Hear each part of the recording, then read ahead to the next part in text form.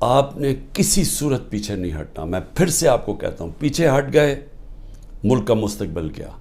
وہ جو بڑی خواب تھی پاکستان، جو ہمارے لیڈر قائد اعظم، جنہوں نے جو کانسٹیٹیوشنلسٹ تھے، جو کہ قانون کی حکمرانی پہ چلنے والے تھے، جو آزادی کی جب وہ بات کرتے تھے تو وہ کوئی کمپرومائز نہیں کرتے تھے آزادی کے اوپر. خوددار انسان تھے. یہ غلام ہندوستان میں ایک آزاد انسان تھا جس کے ضمیر کی کوئی قیمت نہیں تھی، جس کے مخالف بھی ان کی عزت کرتے تھے.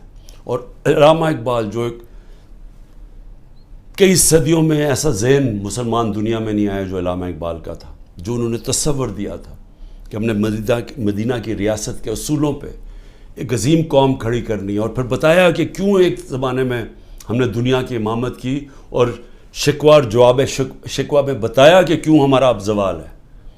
آج ہم ادھر ہی کھڑے ہیں.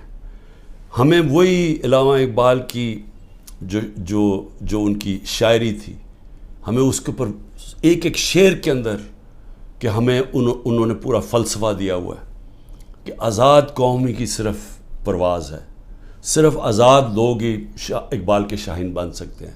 غلاموں کا کوئی مستقبل نہیں ہے. پاکستان زندہ باد.